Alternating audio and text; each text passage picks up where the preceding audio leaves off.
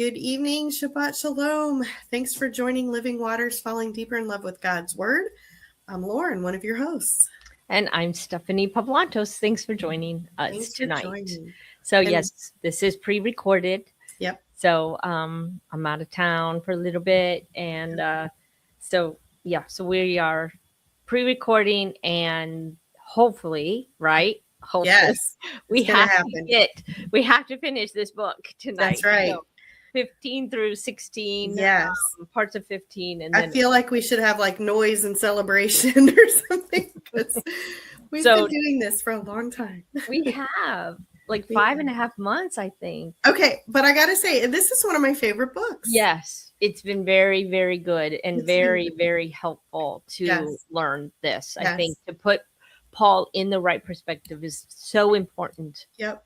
And our church is going to start Romans actually this Sunday. So I think I'm going to have to quit and find a new church because I can't. I'm going to have to sit in service like this and shake my head. And my husband's going to put his hand on me and tell me to stop moving around. And you be still. I know. I did the same thing. Like, where is he getting that? Deep breaths and huffing. And he's like, will you just stop and be still? Be quiet. Okay, I'm gonna go to the bathroom.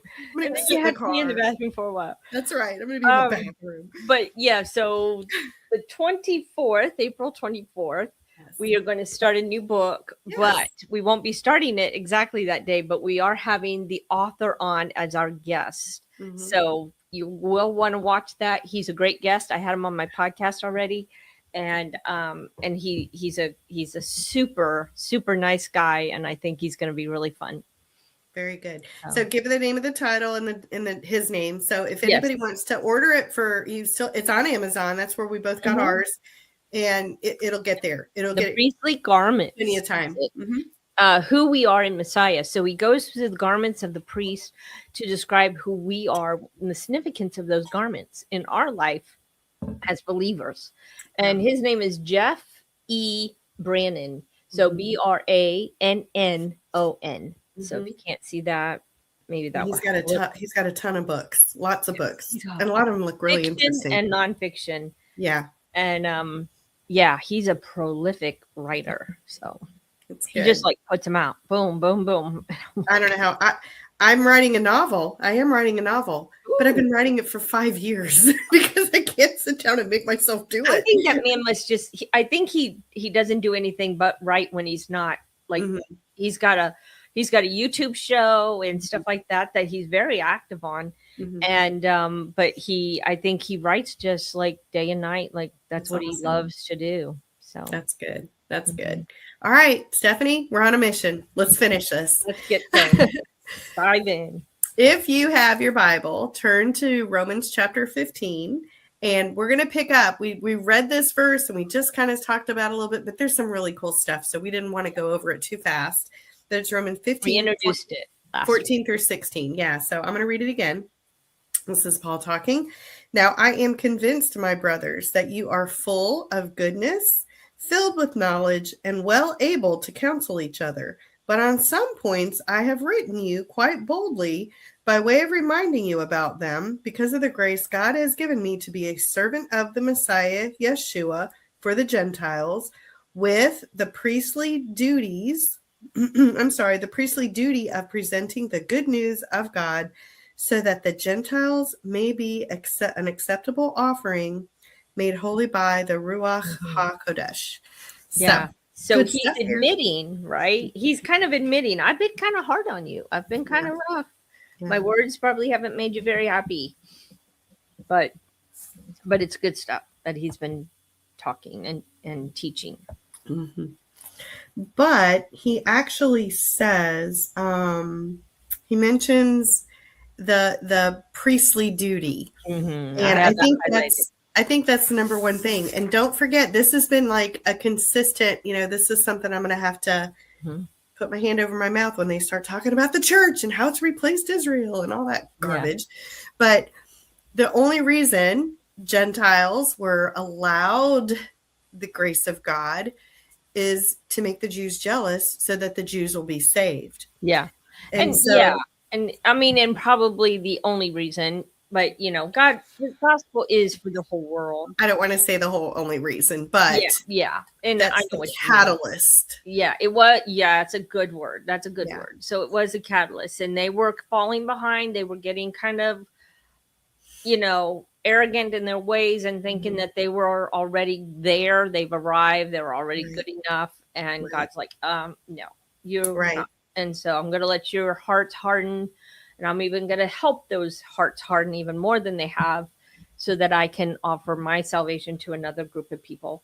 Right. And I think it's good. And I think we mentioned this last week, but one of the things that he wrote in here that kind of stayed with me was, in this being the commentator, or is that the right word? The author, sorry, of the commentary. And he wrote that it wasn't Paul following Yeshua that they had the problem with, the other Jews. The reason his life was always in danger was because of that whole grafted in thing. It's like, what? You can't bring those Gentiles in. They're not good enough. And this is a problem we see in Galatians and other books of the Bible. They're not good enough. To be a Jew, they have to, or to be part of Judaism, they have to be circumcised. They have to be baptized, or mikvah. And he's like, no, they don't. Circumcision is only for, and this is something I learned from a rabbi, but circumcision is technically only for those who are related by blood and DNA to Abraham. And so circumcision wasn't for the Gentiles. Right. So it's not about the law. It's actually what he's not talking about in some of these books, and especially Galatians. He's not talking about the law. He is actually talking about just circumcision, because there was a belief that they had to become like them. So anyway, the Judaizers, and right. Yeah, and those were Pharisees, and Well, the reason I brought that up is because Paul makes a reference to, I've written to you quite boldly by reminding you about them, the Gentiles, because by the grace of God has given me to be a servant of the Messiah for the Gentiles with the priestly duty. So Paul is saying, I have this priestly duty. We have the priestly duty of presenting the good news of God, so that the Gentiles might be an acceptable offering and made holy. So again, it's kind of tying back to that same idea of, God has extended this grace to the Gentiles, and we have to present this to the Gentiles, because we're hoping that their relationship with God will spur the Jews to be jealous and to save the Jews, to ultimately save the Jews. Yeah. It's a priestly duty. So there's some cool stuff in here about the priestly duties and what Paul is talking about. Yeah. So I have highlighted the bottom of 374. Yep. So what does Paul mean by this priestly duty? And he says, here's the thing to understand. According to the Torah, it was one of the prime duties and great honors of the Levite priests to keep and teach God's word to God's chosen people. That's right. So what does that mean for us when Peter tells us that we're a royal priesthood? That's our job. It's our job. That's right. So sorry. Yeah. So the synagogue was where. The synagogue was where most of the teaching happened now. And they weren't. So by Jesus's time and by Paul's time, the priests were no longer the primary. And what came to mind is Ezra. Think of the book of Ezra. Nehemiah. How he rebuilt the wall, and he's doing all that. But then anytime the law was read, or the book was read, or anytime the scrolls were opened, it was always the priest Ezra that was reading it for them. So I thought when I read that, and I read that commentary, that was the first example from the Old Testament that came to mind of how the priests were responsible for reading the law and for teaching. And that's why Paul went into the synagogues every Sabbath. And that's even why even Jesus stood to read in the synagogue. He stood to read the scriptures. Then he sat down to teach them. Right. So there was a way that they did everything. And that's why you see, then Jesus goes and sits down after he reads the scriptures, because everybody stood while the scriptures were being read. And I used to go to a church that did that. I did too. got out of that habit. Yeah. Anytime you read there, everybody would stand. So I thought that's old school. Look. Yeah. It was when things were better. People weren't. When things were reverent. Okay. So do we want to go on to 15? We're good. Or 17, 19? Okay. Verse 17 through 19. In union with the Messiah, Yeshua, then, I have reason to be proud of my service to God, for I will not dare speak of anything except what the Messiah has accomplished through me to bring the Gentiles to obedience by my words and deeds, through the power and signs and miracles, through the power of the Spirit of God, from Jerusalem all the way to, I don't know how to say it, Illyricum. Yeah, I have like that. Fully proclaimed the good news of Messiah. I will say Illyricum, I think from what the thing is, Spain. Yeah. I think that was a big difference. That was a far distance to go. Yeah. He made a comment, basically, that's the end of the earth. Yeah. The end of the known world would have been Spain. Beyond that was an ocean. And so that would have been the end of the known world for Paul's time in understanding. So that just so you can make a note of that. And it was still part of the Roman Empire, though. And it's interesting because he says the notion that all of Paul's letters have survived, or all of his writings are known to us, cannot be taken seriously. So he's like, we can't possibly know if we have everything he wrote, and we can't possibly know if he wrote more than what we have. Right. I think we mentioned that last time, and I can't remember if it's this chapter or the next chapter that he makes that point about, Paul's writings being known, but there's something within these next couple of words that if you read through that pretty carefully, it sounds like Paul's writing to a direct person or a question, or answering a direct question, so that, we don't even know if this is the first letter to Rome. And obviously there was a relationship between him and somebody within this church, because that's kind of what they're writing to. So we find that out in 16. So I couldn't remember what chapter. It's kind of become a blur a little bit. I know. Okay. And then in the other two, so did you have anything on 376 and 377? Because that's a lot of history. Yeah, it was just a lot of history. So and there was some controversy over whether Paul wrote. Yeah, it said Romans chapter 15 and 16 put up grave doubt some of the more common church doctrine, such as Paul not just converting to Christianity, but also leaving his Jewishness behind and essentially converting to become a Gentile. What better resolve this than this dispute than to simply declare 15 and 16 as invalid? So what she was talking about is there's different church traditions of Paul must not have written 15 and 16, or it was added later by, a different person. Yeah. And so the point that they're making is, well, if I say that Paul didn't write those things, then, then I can further my argument that Paul probably, converted to Christianity and left his Jewishness. And we'll see that especially in 16, because he refers to a lot of people as my brother and my kinsman and my family, so there's clear indication that he's relating to other Jews. Yeah. So. And it was funny because we were talking about this last night when I went out to dinner with some friends, and the one said, who thinks Paul converted? And I go, there are in people. The church. I've been told that half my life. Paul converted. Paul conversion, he went from this Saul to this Paul guy, this sinner, this terrible Jew, to this godly Christian man, Gentile. But he didn't, and neither did any of the, none of the disciples became converted. Gentiles. They were very proud of their Jewish heritage, just like the Jews are today. They're very proud.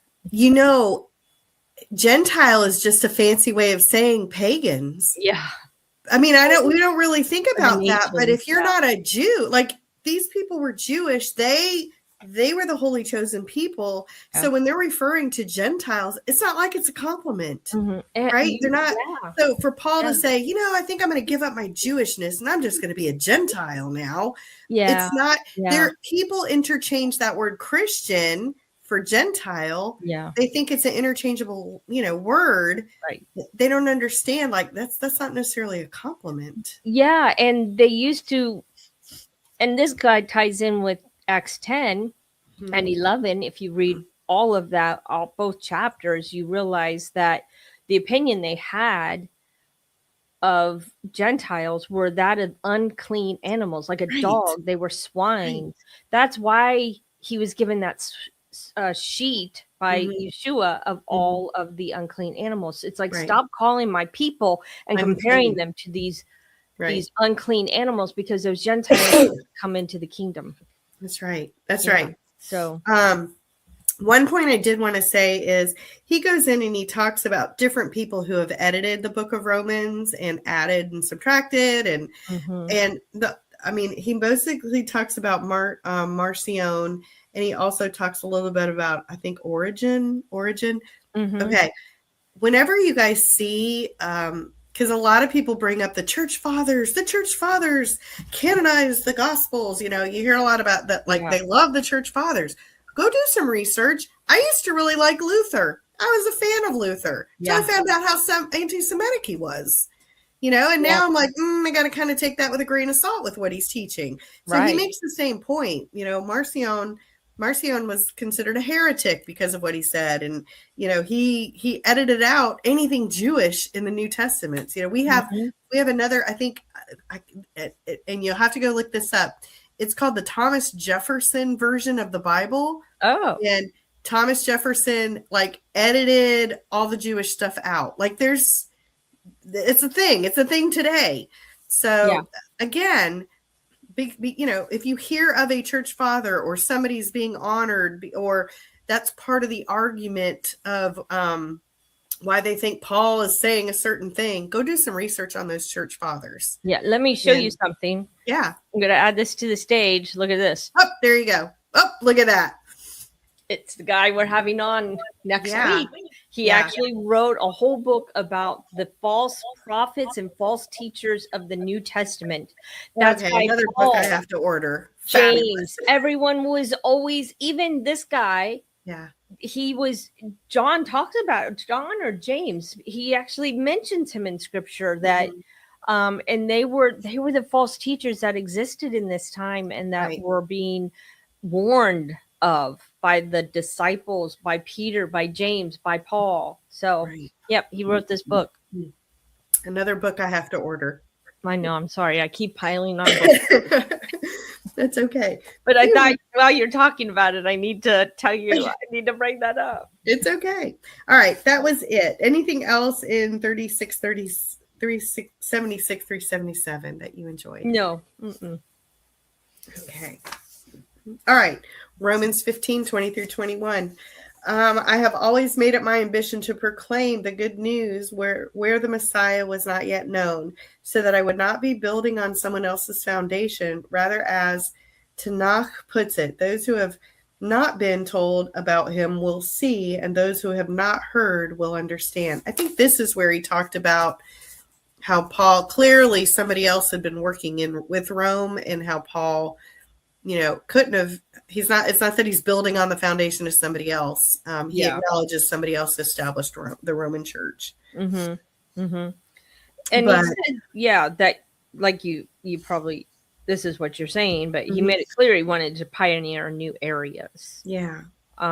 So this was proof that Paul was not the only believing Jewish evangelist of the good news. Yes. And it shows that Paul was not the boss, so to speak, of all the believers. So he was an apostle appointed directly by Christ, and that Gentiles were to be his primary mission field. But it doesn't mean that he stopped sharing or stopped teaching his own people.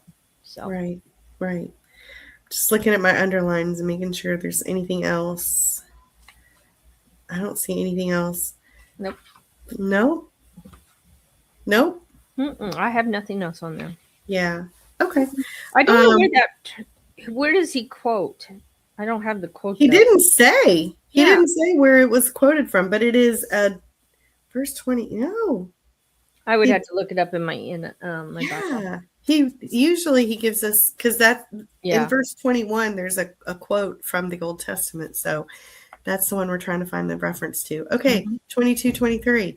This is also why I have so often been prevented from seeing you. Yeah. But now, since there's no longer a place in these regions that need me, and since I've wanted for many years to come to you. So this is kind of just building on what Stephanie just said. There was a Jewish community where he would usually be welcome. Paul didn't just wander around and go, hey, I think I'll go to this city. There was usually an established, Jewish synagogue or Jewish community. Yeah. And next he would convince some members of Jews and Gentiles that Yeshua was the Messiah. He would select a leader. He would help the leader set up an organization. He would establish some place for believers to meet all during this time, and he would instruct the leadership in proper doctrine. So usually the leadership would have been converted Jews. Yeah. He didn't just go in and say, hey, I'm just talking to the Gentiles here. He would start with the Jews.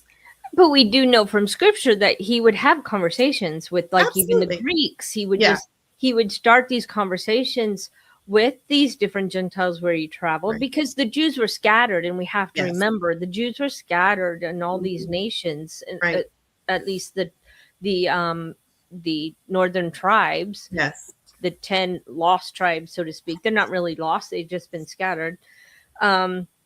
So everywhere he went, if there was a synagogue there, then he went. And I mean, Acts actually chronicles that he would go to this synagogue wherever he went. If there was a synagogue, he went in and taught on the Sabbath, not Sunday. That's right. So then any Gentiles in the area, he would go and reach out to them. Okay, I'm on page 380, so I don't want to skip over anything too fast. We didn't read 15:24, did we? I hope to see you as I pass on my way to Spain, and that's where we see that.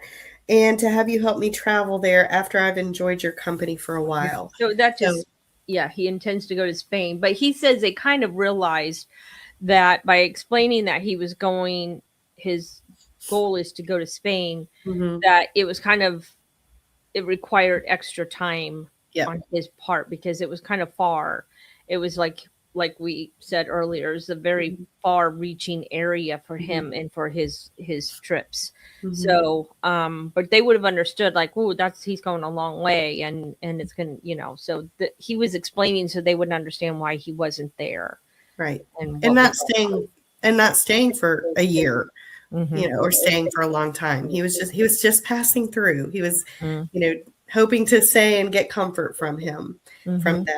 Okay, but now, because he's still talking about his traveling stuff, but now I'm going to Jerusalem with aid for God's people there. I thought this part was kind of interesting. Yeah, but before you talk about that, I thought it was interesting here. He just says, so in a sense, by going to Spain, Paul would have been following Yeshua's instructions by evangelizing the West as representative of the ends of the earth. I thought that was kind of cool. He's taking it literally, and he's going all the way to what they considered almost like the ends of the earth. Right. So anyway, it gives a perspective. It definitely gives a perspective. Okay, so then this next section where he's talked about, I'm going over to Jerusalem. I'm going to read. No, I don't want to go. I don't want to get too far into it. He does talk about in 26 through 27, you know what? I'm going to read it and tie it in because it makes sense to go together. Okay. I'm on my way to Jerusalem for Macedonia and Achaia thought it would be good to make some contribution for the poor among God's people in Jerusalem. They were pleased to do it, but the fact that they owe it to them. For if the Gentiles have shared with the Jews in spiritual matters, then the Gentiles clearly have a duty to help the Jews in material matters. Yeah. So he starts talking about how generally certain, always we saw a bunch of times in Acts where churches and assemblies, I rather use the word assemblies, would make contributions to the growing church. Yeah. And it would be brought back to Jerusalem, or it would be because Jerusalem was like the hub, the headquarters. Yeah. And so he's talking to this church, and he's basically kind of like, hey, you know, we got this really good donation from the Gentiles. Are you guys going to match it? Or are you going to, you know, he's kind of like, are you going to help too? And Right. it's not that he was trying to guilt them, but he's, you know, definitely sharing, like, look how the Gentiles are really supporting Jerusalem. Can you do the same, basically? So yeah, and he talks about it in Acts 24 and First Corinthians 16 about these charitable gifts, and how he talks about going back to Jerusalem and bringing that gift to his nation. And then in First Corinthians 16, he talks about collections being made for God's people. Yes. And so he talks about Galatia and directed the Galatians to do that as well. Right. So yeah, he was definitely, and I think that's where we probably get it today. We kind of model by going on missions trips, by collecting donations from people. I mean, I'm sure that's where we've taken Paul's advice and gone with it that way. So, but yeah, he was definitely bringing aid to his own people, like you mentioned, as well as because he feels like the Gentiles owe it to the Jews because they've been given a lot because of the Jews. So, and I think that is, you know, I talked to a woman yesterday from FFOZ. She's very, very sweet. And we had some different opinions about things. But it wasn't like, it was still a really, really good conversation. And we had a great time talking. And that was actually our second conversation.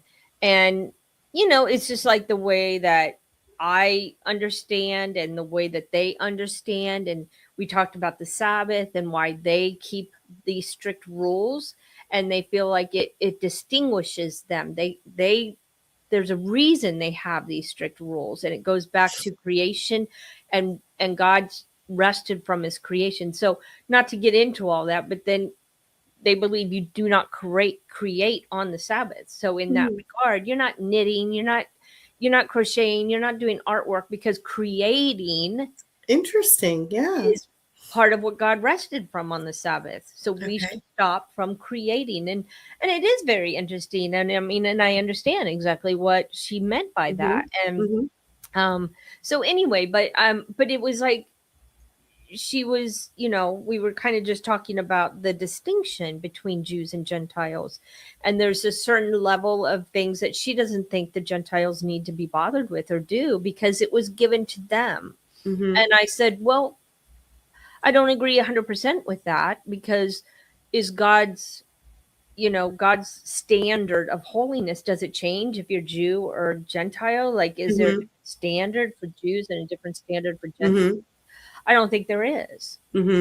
So we had interesting conversation, but it is very interesting when you talk to someone of the Jewish faith and that, you know, to get their perspective on things and what they think we're doing wrong and what they think we're doing right. Don't be afraid to have those conversations. I think it's important. Yeah, I do. Definitely. And she was very sweet, very easy to talk to. Yeah. And she would just say, you know, I don't agree with that. And this is why. And and then I would say, well, this is why I believe it, or this is why, you know. So anyway, but that was good. And I think it just ties in here because Paul feels the same way. Hey, he's not talking about a distinction, but he goes, hey, you Gentiles, you've benefited from what we've done. You've benefited from what the temple, from the Torah, you've benefited from our Messiah, you've benefited from all these things. So don't act like you haven't. Don't hesitate to give and to support that others may know. I mean, I think that's the definite premise of evangelism, I guess would be a good way to say it. All right. 28, 29. Ooh, yeah, I know. Look at us. Let me turn the page here. 28:29. So when I have finished this task and made certain that they have received this fruit, I will leave for Spain and visit you on the way there, and know that when I come to you, it will be with the full measure of Messiah's blessing. So what does a full measure of Messiah's Yeah. blessing mean? I thought that was a good little spot Yeah. there. Do you want to read that at Okay. the bottom? Well, I have, it says, Romans 15, many Bible commentators wish that wasn't there, because it has a direct connection to the Hebrew heritage of salvation, Messiah's blessing. Okay, what is the blessing that the Jews have? They have the Abraham covenant. Kind of what I was starting to say. Yeah, earlier. Go ahead. Yep. Oh, I would, if you want to, go for it. No. I just mean, you're saying exactly what I was thinking earlier. Yeah. So the blessing of the Jews is that, yes, we've received the Messiah, but we received also the blessing from Abraham that the seed will nations will receive this blessing, blessings and curses. All children of Abraham. All the children, they'll all be called. So we get, into your seed and this, this Messiah, obviously.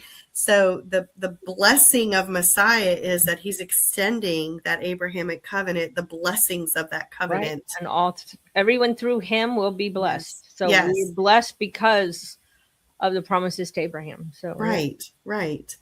I think that's the simplest way to say that, just what you said.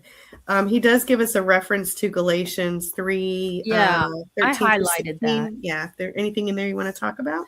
I think he quotes the Tanakh, but the bottom, I don't know if this is like it's chapter 3, Galatians 3, 13 through 16, but I'm going to start like in 15. It says, brothers, let me make an analogy from everyday life. When someone swears an oath, no one else can set it aside or add to it. So promises were made to Abraham and his seed. It doesn't say two seeds, as if to many. On the contrary, it speaks of one, and to your seed, and this one is Messiah.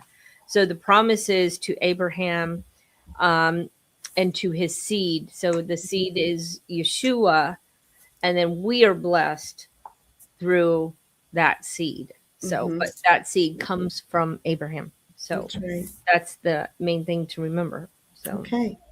All right, we got down to the end. And now I urge you, brothers, by the Lord Yeshua, the Messiah, and by the love of the Spirit, to join me in my struggle by praying to God on my behalf, that I will be rescued from the unbelievers in Judah, and that my service for Jerusalem will be acceptable to God's people there. So simply asking for prayer. He's asking, to continue to pray. He was in danger often. He was, struggling. The Jews, and it even says that I will be rescued from the unbelievers in Judah. And so, Judah is a direct reference to the land proper. The land proper. And it's those Jews, the unbelieving Jews in Judah that he's talking about. So he expects opposition. Right. And like we said, the reason why is because he's befriending Gentiles. That's right. And at the bottom of this page, he said the Zealots hated all Gentiles because in their minds, they represented Rome, the oppressors of the Jews. And we can't forget that when Jesus came, they thought, when they crowned him king, so to speak, when he came through and they were laying down their coats and their palm branches, they were expecting a king who was going to defeat Rome, and he didn't come to do that. And they were disappointed. So that's right. I'm making notes in my Bible so I can argue with people when we get to that verse. Okay, chapter 16. I gotta quit. I gotta go find another church again. I got to keep getting kicked out and have to move around. Yeah. Okay. At first, if you first look at chapter, I know. If you first look at 16, it's a bunch of names, and it's him with his salutations and everything, and his doxology.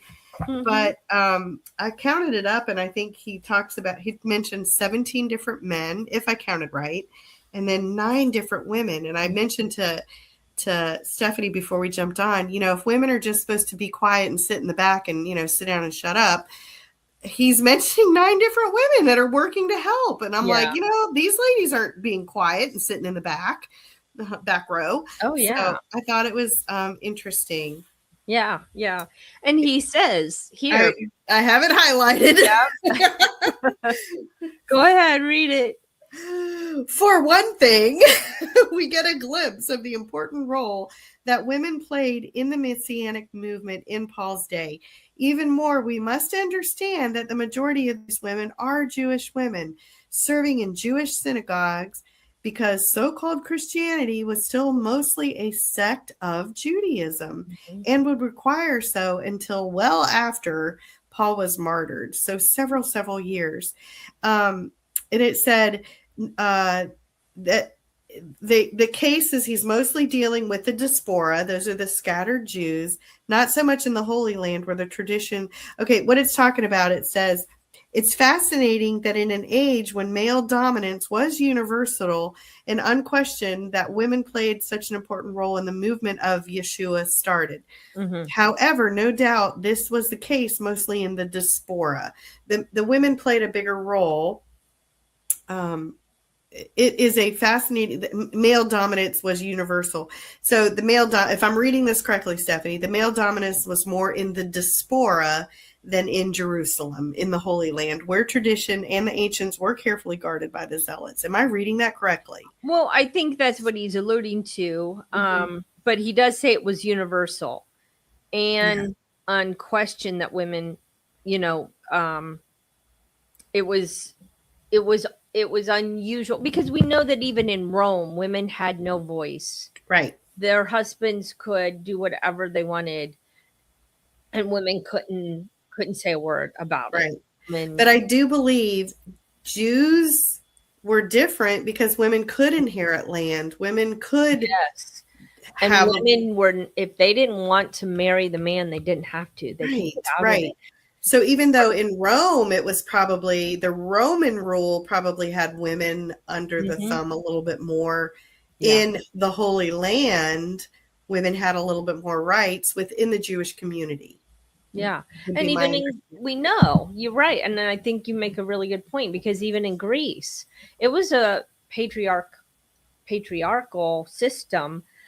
Not that the Jewish people didn't have that system, but there were requirements that God, and this is why God gave the Torah. Yeah. Because there were instructions on how to treat people. Yeah. And how if a woman lost her husband without an heir, and if a woman lost all that she had, if she was a widow, it was the men who were supposed to take care of these women and these orphan children. They were not to just let them be orphaned and fall on hard times. They were to help. So other communities, other nations didn't have such instructions. So they were left to function on their own with very little and not even a voice and not even capable of making any money to provide for themselves. So God put in those things in place to keep those things from happening. And that's exactly what Paul was sharing. Like, here's how you take care of the women and children. Look at me. I give women this voice. You can give women a voice, And so I think that's part of what he's showing in the way he models it. Okay. So what did you find? What did you like about chapter 16? I don't know that we want to go verse by verse, do we? No, but this, he talks about the holy kiss and he believes that he goes, like this wasn't a romantic kiss. And he talked about how some Christians take this, but it was like a kiss on both cheeks. Yeah. And it was a welcome that was normal. Right. Yeah. I mean, that's a normal greeting. So So he called it a holy kiss. Yeah. But some things that he does, he introduces Phoebe. Yeah. And I like what he says about Phoebe because he goes, she had an important job. They call her a shamash. I thought that was cool. She was the shamash of the congregation. In Judaism, this meant that she held an official office of some sort in her synagogue. She was someone who had duties and the authority to carry out tasks that could range from caring for the building to serving as president over the synagogue. So So she was to be respected. 2 verses are given to Phoebe. He's got 2, but also the Shamash is the center. Yes. This is the servant. Shamash. It's called the servant. This is the servant, and this is the one that you take to light the other candles, and the source of the flame. The source of light. I mean, Yeshua is the Shemesh. So it's a little like to be referred to as that. Yeah. I think that a little bit of extra, a little bit of extra meaning that this is an important role. This is the most important role for this. And so she's being related to that in the church. And they're even telling her, give her whatever assistance she may need from you. Yeah. And more likely she was the one delivering the letter. Probably. And she was the one explaining the letter. Because she would have been in on this whole discussion, because as we'll see, he was the dictator. He dictated, meaning he dictated the letter. He spoke it. Yes, and he had a scribe. Right. So the scribe is mentioned in the last part of this chapter, 16. The scribe is mentioned in 22, verse 22, 16:22. So we know, because the scribe tells us that he was scribing. But so there was a group of people, which we actually learned from another book, Misreading Scripture with Western Eyes, that it wasn't just Paul sitting at a desk writing this letter. Right. He had probably other people coming in. As he was dictating, they were discussing, how do we correct this? How do we want to say this? Right. Not that he didn't know, because he was a very learned man. Right. But he did have a group of people that assisted him. Yep, that's true. Okay. We have about 10 minutes or so, a little bit more than 10 minutes. How do you want to handle it? Do you want to just go through a couple of names? Yeah. Okay. If you look at, he also says Priscilla and Aquila. We've met them before. And so again, they were probably Jews. They had probably moved from Asia area to this area. So they're definitely fellow workers in Christ. So we've seen them in Acts, and so we see them again here. Yeah, and they probably would have moved out when Claudius made everybody move out of Rome, right? All the Jews. Well, I think they would probably move back in. It's a note down here for a few people. A few people have that same note about her, Claudius. Okay, and then he also, in number 5, he says, greet Epaenetus. It's my beloved, who is the first convert to Christ from Asia. And our commentary just kind of makes the note that, that may have been one of the first converts of the Roman Church. Doesn't say absolutely there's evidence of it, but at least that providence of Asia. Well, so for Paul to make that note, it is going to be somebody important. And I do like what he writes. He said, when we talk about what's the word for church in Greek? Ecclesia. Ecclesia. Yeah. Is it wrong?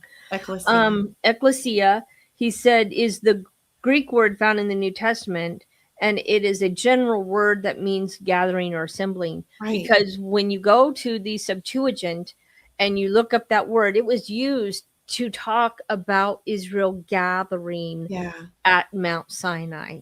Yeah. It was an ecclesia that was there at Mount Sinai. So if you actually think that it only means church, then there was a church back on Mount Sinai. Right. Okay? It's just a gathering. But it was an assembly there. And so it says when the New Testament refers to ecclesia, most often it means a gathering of believers. The word church did not exist. Right. Well, and actually, Tinsdale, if you look at the Tinsdale Bible, he didn't use the word church when he translated everything. It was added afterwards. Yeah. Even those Greeks. Even Tinsdale called it an assembly. It's an assembly. Yeah, and the same thing with the 7 assemblies in Revelation. Yes. They were assemblies. Yes. They weren't really considered churches. Yes. So exactly. Okay. What else does he say? Greet Andronicus and Junius, my kinsmen. And he uses that word more of a countrymen. It's more people from my country, so probably Jews. And Mary was a person that Paul Mary. heard was a faithful servant to her congregation. And Junius was a female as well. So that's another female. I actually looked up every one of these names to find out if they were feminine nouns or masculine nouns to different, because that one you could read over really quick, and if you didn't know it was a feminine noun, that could have easily been another man. You know? Yeah, but the King James version actually made it a male name because to cover up that she was an apostle. Interesting.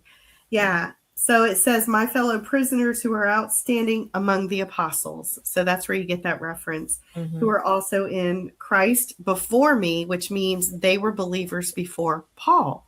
Paul was. So we are up to 4 women now. At this stage, 4 women have already been identified. And then the 2 slave names. I know. I saw that. That's in verse 9. Urbanus and Sychus is a common slave name. Those are common slaves. So probably could be more than likely Gentiles, or at the very least, Roman slaves. Oh, and then they believe that Aristobulus? Yeah. Would have been the grandson of Herod the Great. I know. So that name, it does show up in other historical documents. And Herod the Great had a grandson of that name. And the next name, Herodian, is possibly another member of the Herod the Great family. So, he says, unlikely as it might seem, some members of the Herod dynasty actually came to belief in Messiah. Yeah. Isn't that interesting? Who knew? Did you ever read this? Did you ever know all these names? I know. We've got verse 12, 2 women in that one. They thought they may have been twins. I think because their names are very similar. So Trophiena and I wrote over it's like a Tryphosa. Trophiena and Tryphosa. I tried to look up their words. I couldn't get what the names meant, because I know sometimes in Hebrew you get in meaning. But he just made the comment that they were probably women. And then it says, greet Persis, the beloved who has worked hard in the Lord, another woman. That's another feminine name. And then we've got a couple more. He kind of goes through a Synchris, Phlegon, Hermes, and we've got 2 Hermes in there, which is a Greek, and I think one is a name for Mercury. So those are both Roman names. That would be a Roman a Roman name. And then we've got in verse 15, I've got 2. I've got Philologus and Junia, Nereus and his sister. So I've got Julia and then Nereus's sister, who is not named, but we've got that's 8 and 9.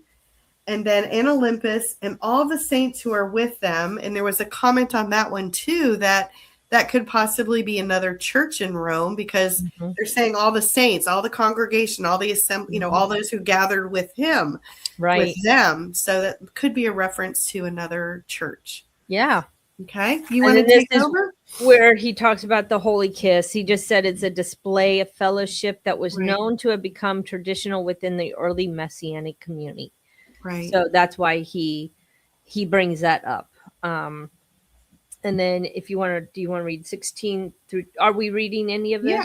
No, not unless you want to, because there is a shift here. He kind of stops with a lot of the names and he kind of gives more direction. Then he gets into false teaching. So in 17 and 19 and I think even 20, he's watching, he's warning them about watch out for those who cause divisions. Now here he's actually talking about believers that cause division.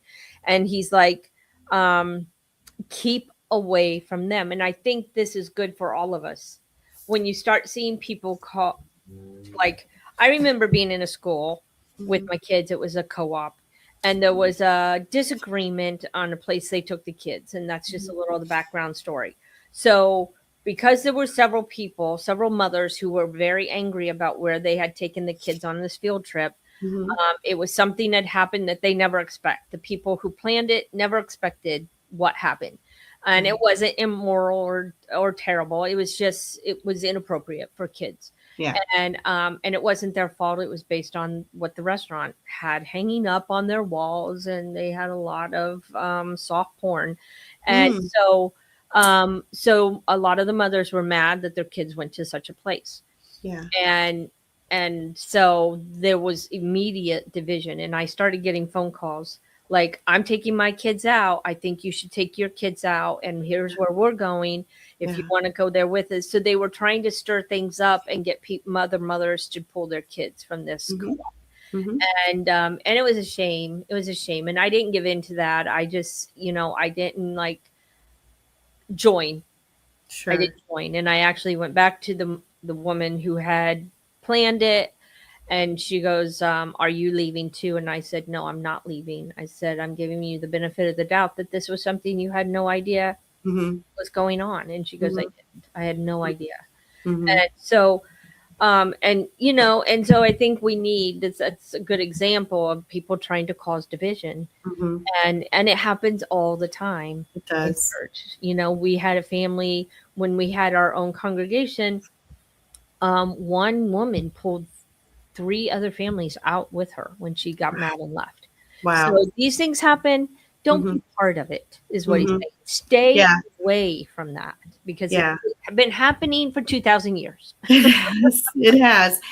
Hey, I want to back up one. I want to go look at 13 because he mentions Rufus, and we jumped over that really quick. There is Oh, another Rufus in the Bible that is mentioned in Mark 15:21. Rufus is identified, or a Rufus is identified as the father of Simeon, of Cyrene, who carried Jesus's cross. oh, So I don't know if it's the same person, but right. there's a Rufus Yeah. content, and Wow. so it indicates that perhaps Mhm. after carrying the cross of Christ, his dad became a believer, and Yeah, the news definitely. spread. So Yeah, that's kind and I of think that you said he was from Cyrus? yeah. Yeah. So that would kind Yeah. of make that's the same area. That would Yeah. make sense. And then Okay, what else? in 1620, Yeah. it just says, "And God, the source of shalom, will soon crush the adversary under your feet. The Yep. grace of our Lord Yeshua be with you."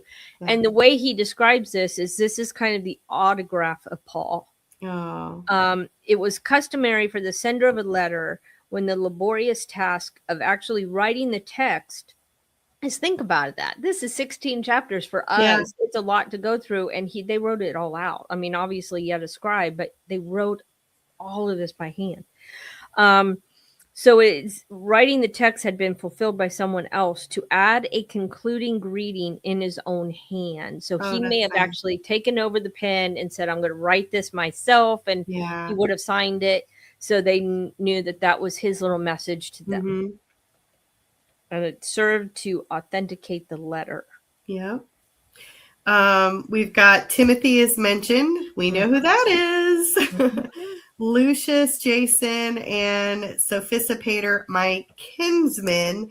And kinsman, he uses a little different word here, not just somebody from his countrymen, but probably Jews as well. Yeah. Yeah. Not necessarily a relationship, but a Jew. So it would have been a similar Yeah. one. And an interesting thing about the Timothy, why Paul had him be circumcised, why Paul himself circumcised him, Mhm. was because he was teaching other Jews. Yeah. And that was important that they know that he was circumcised, because it was very, very important. And we can't stress that enough. It was very important to the Pharisees, to the scribes, to the Mhm. sages, everyone, the priests, everyone in authority. It was important because you were unclean. You were Gentile or Mhm. pagan if you weren't circumcised. Mhm. So if he was taking letters back and forth and teaching other Jews, then it was important that Paul circumcise him so he would be That's right. considered clean. That's right. Okay, and then our author, or the scribe rather, is identified, and that is Tertius. Yeah. And he's like, who wrote this letter and greets you in the Lord. Gaius is the host to me, and the whole church greets you. That's Paul saying that. Erastus, the city treasurer, greets you, and Quartus, the brother. And Yeah, then the we've got city treasure in Corinth. So that may have been where Paul was staying when he wrote Rome, right? He was in Corinth okay, when he wrote Romans. I'm sorry. Corinth's treasurer. I'm But making he's notes. hosting, right? Was he Yeah. my host? So he's staying with this man who is the city treasurer of Corinth. So that means he's writing this letter from Corinth. Okay. Okay, and then it's got now him who is able to establish you according to my gospel, preaching the preaching of Jesus Christ according to the revelation of the mystery, which has been kept secret for long past ages. I'm reading from the NASB. I'm not reading from the book. Okay. Now is manifestation and by the scriptures of the prophets according to the commandments, and the eternal God has made known to all the nations, leading to obedience of faith to the only wise God through Jesus Christ, to the glory be the glory forever and amen. That's the doxology he ends with. Okay. Yeah. Excuse me. Anything else you want to say? Is there any other additional note about the doxology? No, he just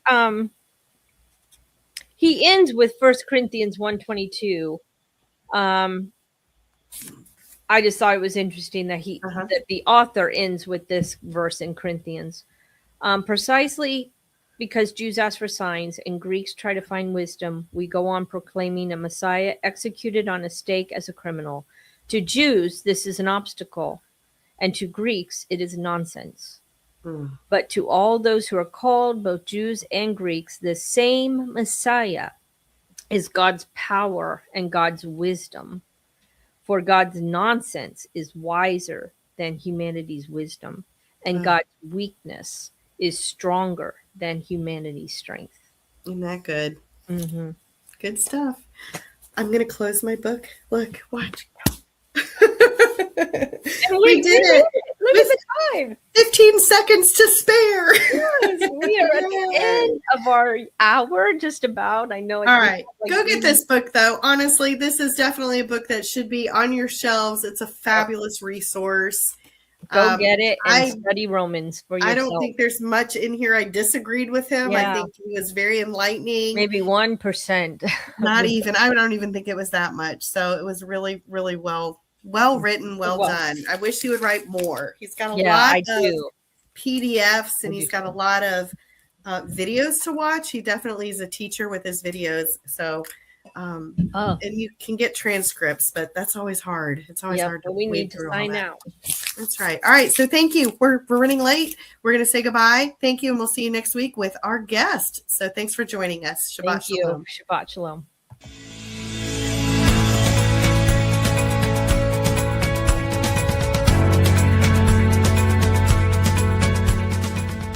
If you missed today's show and want to watch it again or want to tell someone where they can watch this episode, go to lamnetwork.tv, where you will find this show and all of the other live Lamb show archives on the on-demand section of the website.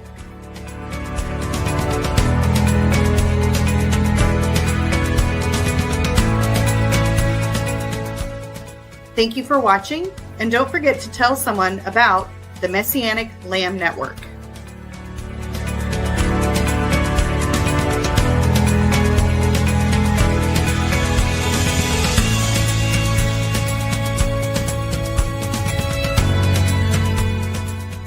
We are richly blessed to bring you what we believe is the fullest, most diverse, yet up-to-date progressive teachings, discussions, and prayer programming you can find anywhere on this planet. Be sure to take the tour of the lamnetwork.tv website. I'm Stephanie Pavlantos, thanking you for joining us on the Messianic Lamb Video Network.